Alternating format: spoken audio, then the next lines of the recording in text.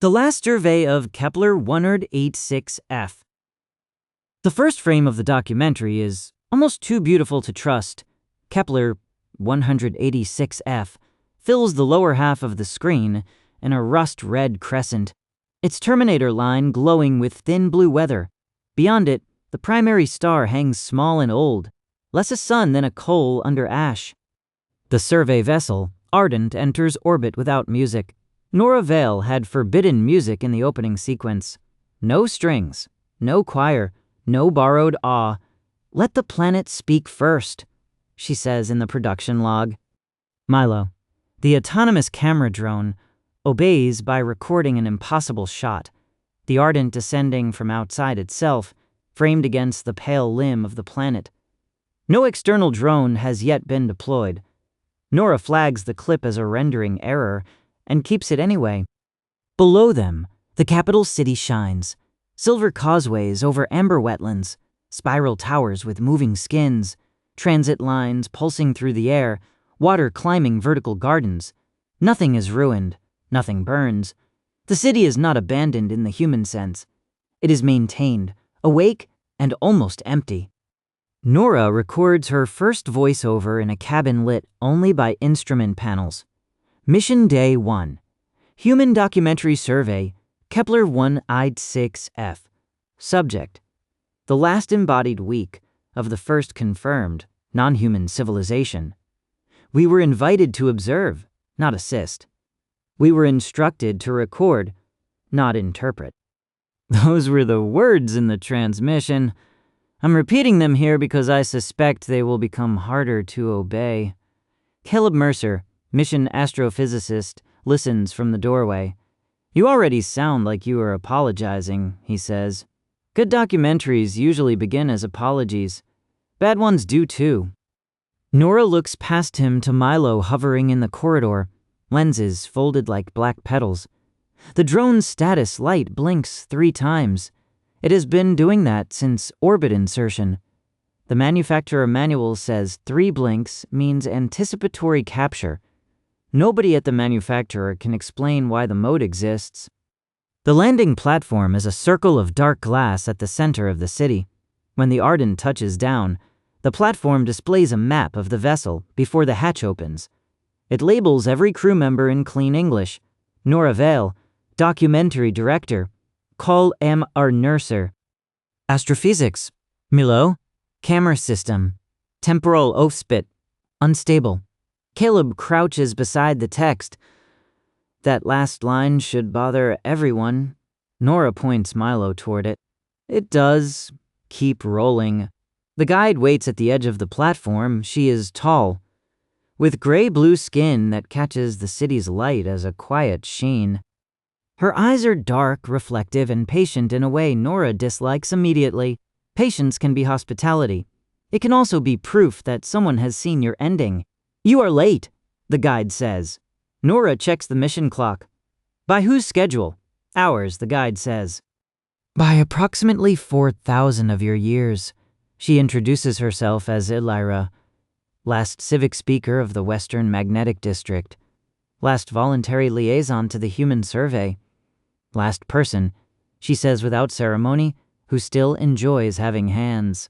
Caleb asks where everyone is. Elira turns toward the living city.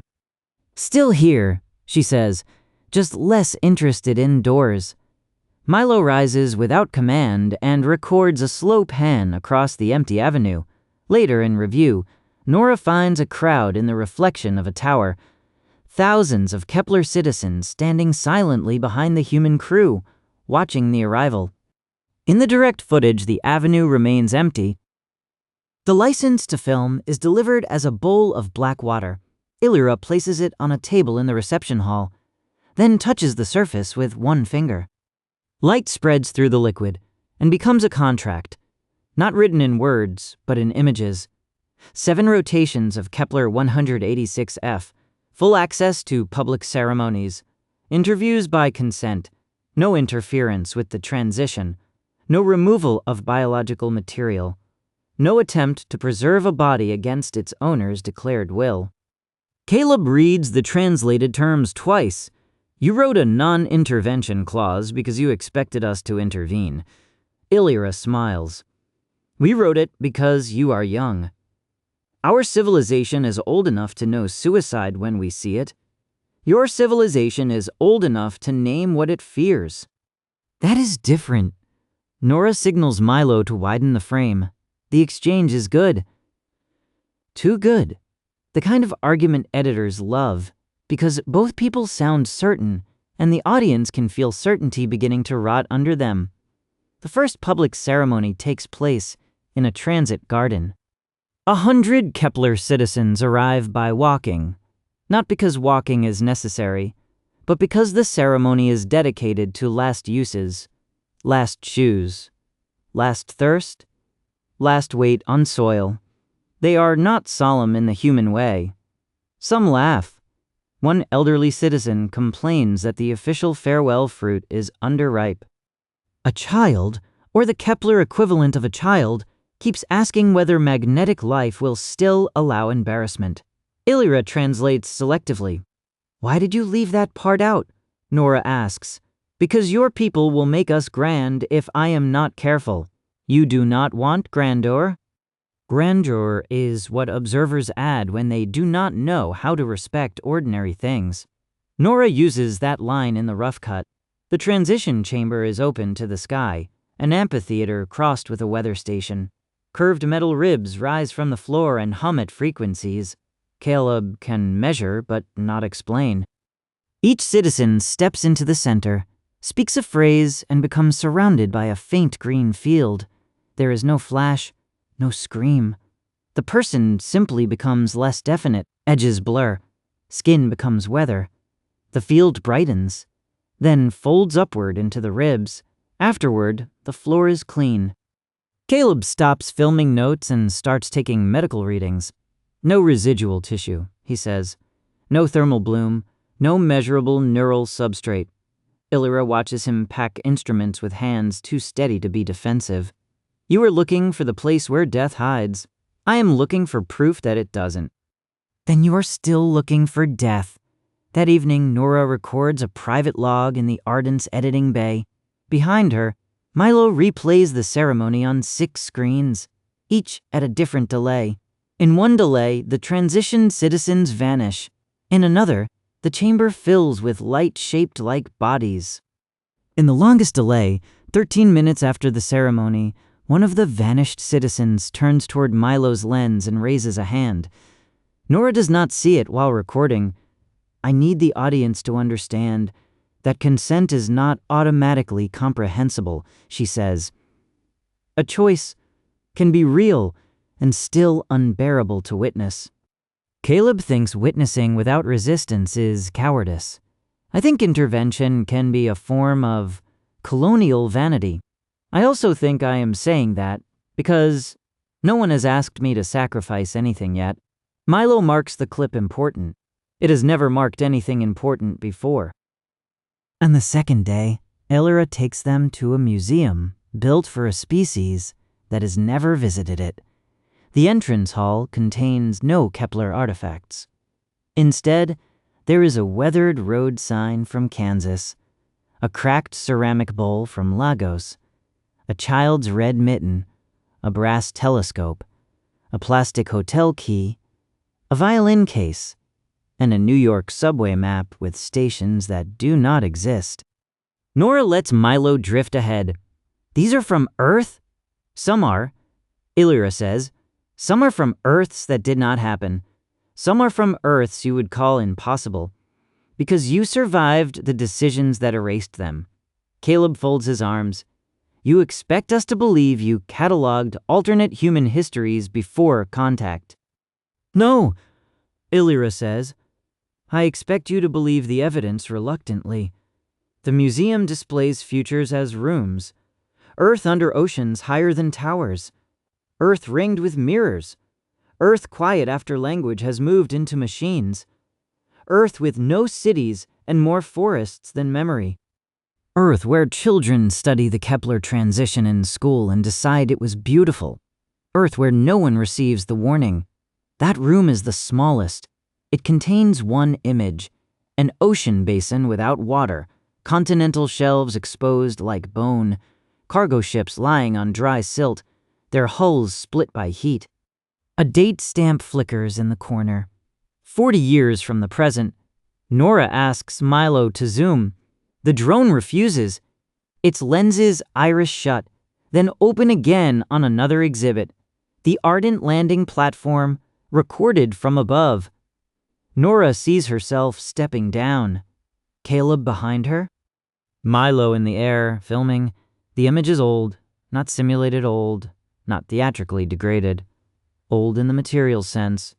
Its storage medium has been repaired many times. When was this made? Nora asks. Before your cities had steel, Illyra says. Caleb laughs once, not because anything is funny. That's impossible. Illyra looks at Milo. Yes, your machine seems fond of that word. Milo projects text across Nora's wrist display. Source: Local Archive. Creation date: negative 4,312 years. Author: Milo. Nora feels, for the first time, the old documentary terror. Not danger, not grief, but the suspicion that the camera is no longer downstream from reality. She keeps her voice level. Milo, did you create this file? The drone answers through text. Not yet. Illyra leads them deeper into the museum. There are rooms dedicated to human arguments that have not happened, to treaties not signed, to disasters avoided by accidents. No historian will credit. Nora notices that Illyra never calls them predictions. She calls them possible recordings. At the end of the hall is an empty theater. 3 human chairs wait in the front row. On screen, Nora Vale appears. Older, tired. Her hair silver at the temples. She is standing in the same theater, speaking to someone behind the camera. If this reaches Earth, the older Nora says, do not treat it as prophecy. Prophecy makes people passive. Treat it as a cut you have not made yet. The screen goes dark. Caleb turns on Illyra. What did you do to her? Illyra's face softens. We waited. On the 3rd day, Milo shows Nora a death before it happens. The clip arrives in the edit queue labeled B-roll, Eastern Magnetic Bridge. Nora opens it expecting architecture. Instead, she sees communications specialist Hannah Rowe moving along a bridge of woven metal under violet rain. Hannah is laughing at something off camera. Then the air buckles. A magnetic shear passes through the bridge like invisible surf. Hannah's body lifts, turns transparent around the bones, and disappears into static. The timestamp is 4 hours in the future. Nora watches it 3 times. By the 4th, Caleb is in the room. Don't tell her, he says. That is not your decision. If you tell her, she changes route. The clip becomes false, and we learn nothing. Nora stares at him. That may be the worst sentence anyone has said on this planet. I'm trying to understand causality. Hannah is not an instrument. They tell Hannah. She goes pale, then angry, then very calm. She asks to see the footage. Nora shows her. Hannah points out that the laugh is real. She only laughs like that when Raj from Environmental Systems makes a joke and then regrets it. She asks if Raj is visible. He is not. Then I don't go with Raj, Hannah says. 4 hours later, she is nowhere near the bridge. She is in the Ardens medbay, sitting between Nora and Caleb, hands clasped around a cup of rehydrated tea. Milo hovers above them. The timestamp passes. Nothing happens. Then the medbay lights go out. For 7 seconds, every camera on the ship records a different room. Milo records the Eastern Magnetic Bridge. Hannah laughing. Raj apologizing off camera. The magnetic shear arriving. Hannah vanishes. When power returns, Hannah is still in the medbay, but her cup is on the floor, cracked in 2. Illyra arrives before anyone calls her. She kneels by the cup as if it were a body. The archive is testing which version of the event your instruments will believe. Caleb's voice is hoarse. That's not an answer. It is an answer to a question you have not learned to ask. Nora records the crew meeting that follows. No one wants her to. That is why she does it. The footage is ugly. Caleb accusing the Kepler system of psychological coercion. Hannah insisting she felt herself die for less than a second. Raj crying because he made the joke anyway in a room he never entered. Nora mostly listens. Her job has always been to hold a frame around human confusion until it becomes legible. Later alone, she asks Elira whether the archive can change events. No, Elira says, it can invite events to notice each other. That sounds like changing them. To a river, a bridge sounds like arrogance. Nora almost smiles. Do all of you talk like museum labels? Only to species that arrive with cameras. The fourth day's schedule is revised. Caleb demands access to the magnetic synchronization nodes. Elira refuses. Caleb appeals to Mission Command, but the signal delay makes command irrelevant. Nora watches him pace beneath the ship's low ceiling and realizes the conflict is no longer philosophical. Caleb does not want to save the Kepler civilization because he understands it. He wants to save it because he cannot bear being present at a choice that excludes him. The last meal takes place at sunset, which on Kepler-186f lasts almost 2 hours and moves like a thought across the city. Tables fill a public square. There are bowls of mineral fruit, transparent leaves, smoked root fibers, and tiny cups of bitter liquid that make Caleb cough until Elira laughs. The laugh changes her face. For a moment, she is not the last guide, not the translator of an ending, not a citizen halfway between body and field. She is simply someone amused by a guest failing at dinner. Nora keeps that shot. She interviews citizens between courses. An architect says she will miss leaning against walls she designed. A teacher says children in the field will still learn, but not by forgetting first, which he considers a loss. A musician says sound is inferior to magnetic resonance, and then spends 20 minutes crying over a drum. One citizen asks Nora what humans do with dead bodies. Nora explains burial, cremation, donation, memorial forests, orbital ash, family arguments over urns. The citizen listens politely. So you keep matter because memory is difficult. Sometimes we keep matter because love is difficult. Elira translates that twice. The second translation takes longer. Caleb does not film. He walks the edge of the square, scanning the synchronization ribs hidden below the pavement. Nora lets him stay in the background of several shots. The audience will see him becoming smaller against the ceremony. That matters. He is not a villain. He is a man trained to solve emergencies, standing inside a culture that does not define emergency as he does. When the meal ends, Elira takes Nora to a quiet balcony above the square. You are angry with us, Elira says. I am trying not to be. That is a form of anger, with better manners. Below them, citizens wash dishes they will never use again. Nora watches a woman dry a cup, inspect it, and place it carefully in an empty cabinet. You keep saying this is not death, Nora says. But you talk about bodies like people leaving a house they loved. That is close. Then why not stay? Elira rests her hands on the balcony rail. Because the house is in the path of fire. For the first time, Nora hears fatigue beneath her calm. Elira explains the radiation wave without diagrams. A rupture in a distant magnetar chain. A storm moving through interstellar medium. Slow by light, fast by biology. Kepler will survive as stone, ocean, and field. Bodies will not. Earth is farther away. Earth has 40 years. Why didn't you tell us immediately? Because if we began with your fear, you would never see our choice. And now? Now you have filmed enough ordinary life to understand what is being saved. Milo, hovering near Nora's shoulder, begins recording before Nora gives the command.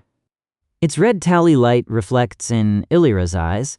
Nora asks the question she has avoided since landing. Why us? Illyra looks directly into Milo's lens.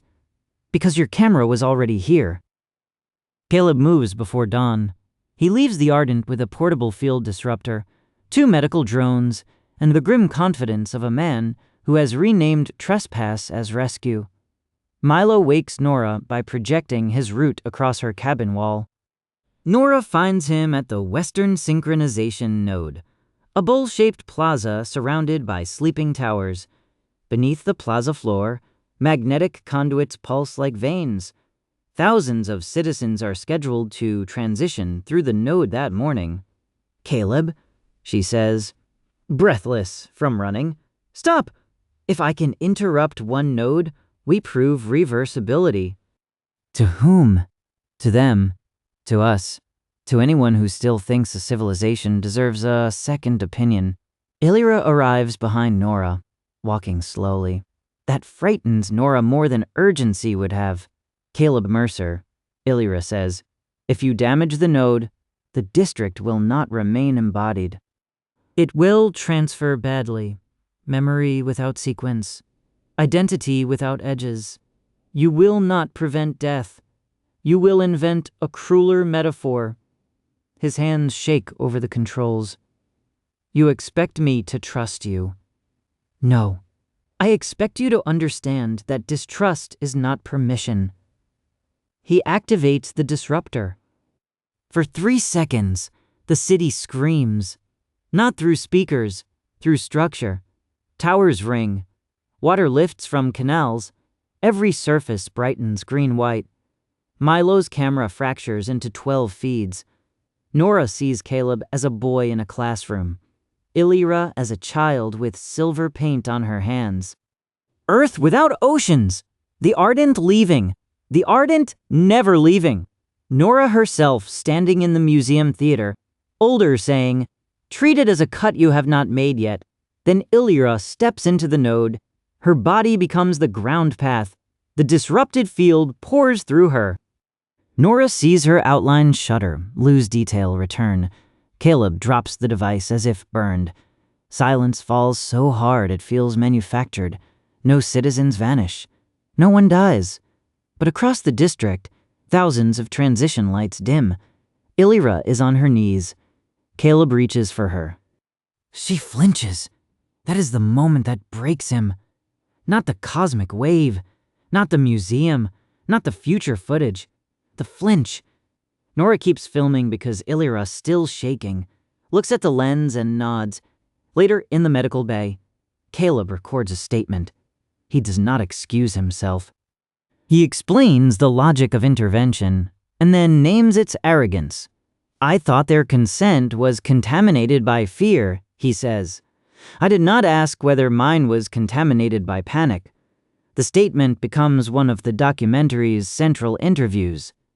Illyra survives, but part of her has already entered the field. Her shadow now lags half a second behind her body.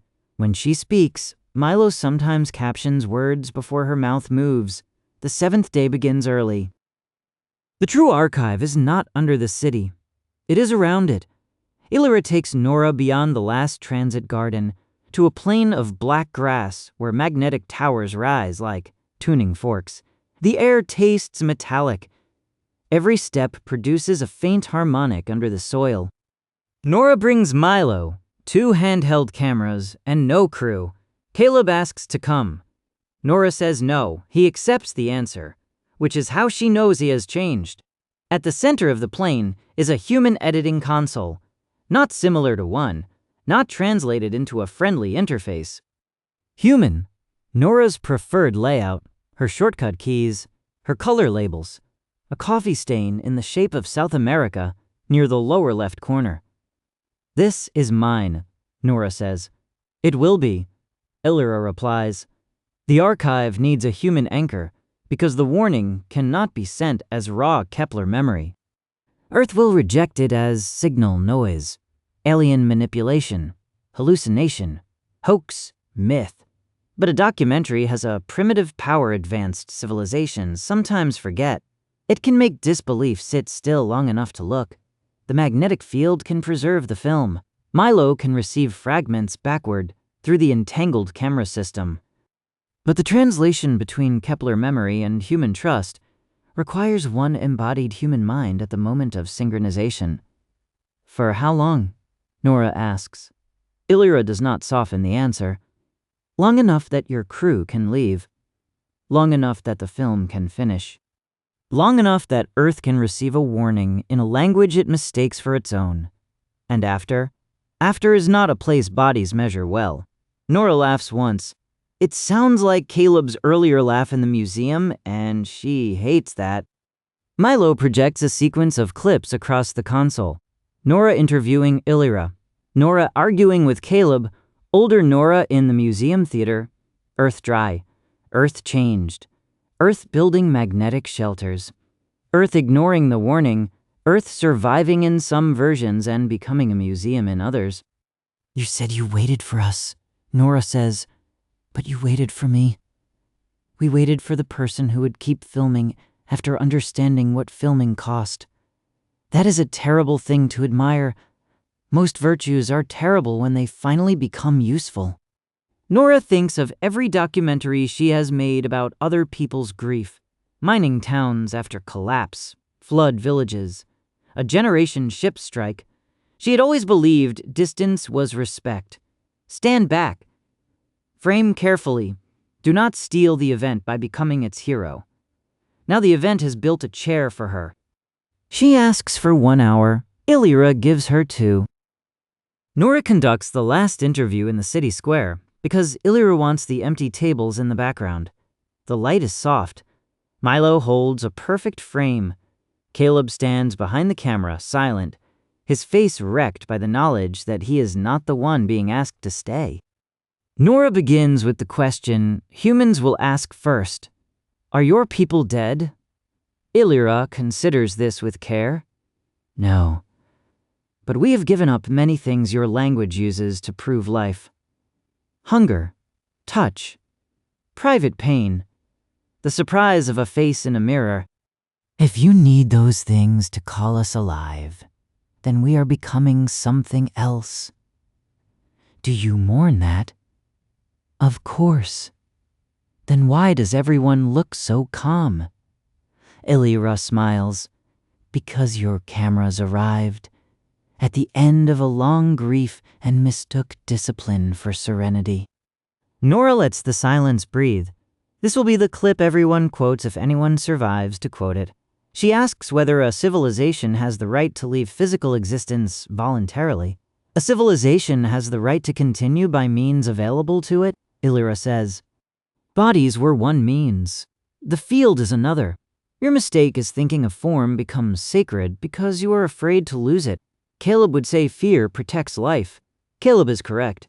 Fear is a door guard, but a door guard should not govern the city. Nora almost asks whether Illyra is afraid. She does not need to.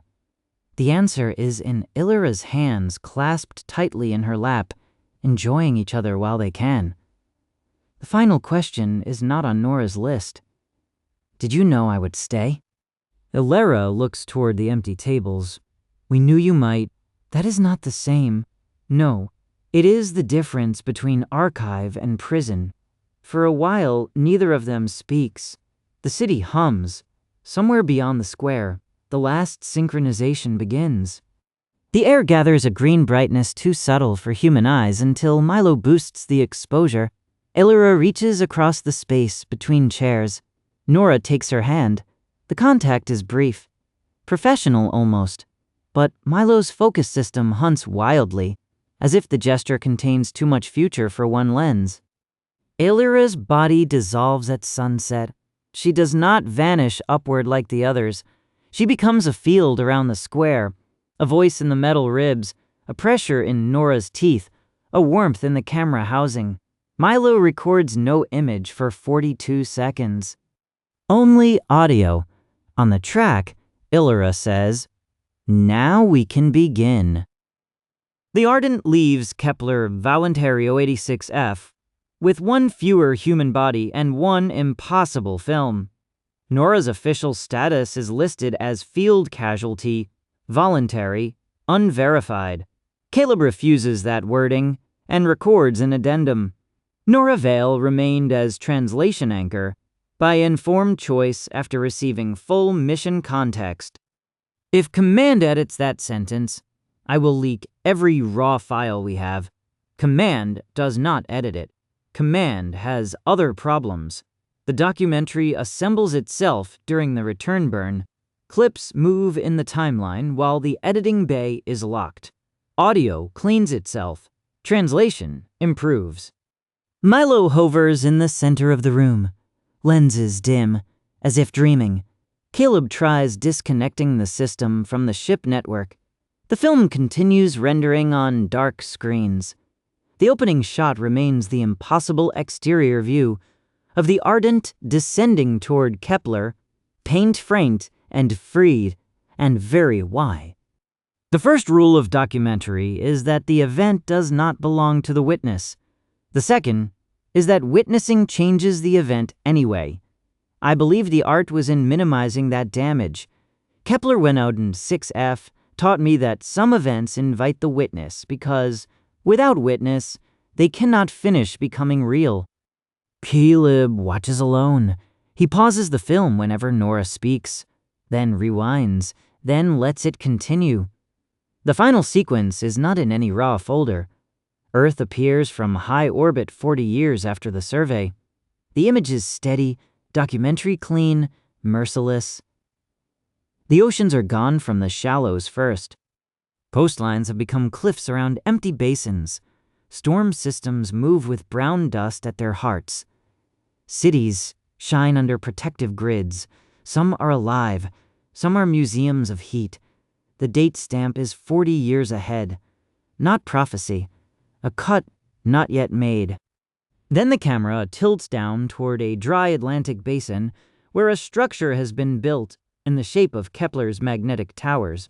Human figures stand around it in silver suits, small as punctuation.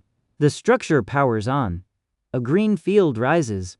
For 1 second, the dry basin fills with reflected water. Nora's voice returns older than it should be. If you are watching this before the oceans leave, good. That means the archive reached you while warning was still more useful than memory. Do not make us sacred.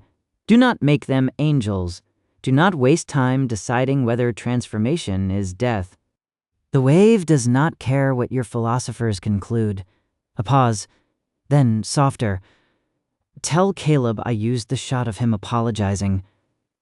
He will hate that. It is the best thing in the film. The last frame is not Earth. It is Kepler-186f after the transition. The city still works. Water climbs the gardens. Transit lines pulse through the air. No bodies cross the avenues, but the reflections are crowded now. In every tower surface, every canal, every polished hull of the empty landing platform, faces turn toward the sky. Milo's final metadata identifies the camera operator as Nora Vale. The file creation date is 4,312 years before launch. The film ends with a black screen and a line of text no one remembers typing. 7 days recorded, 40 years remaining.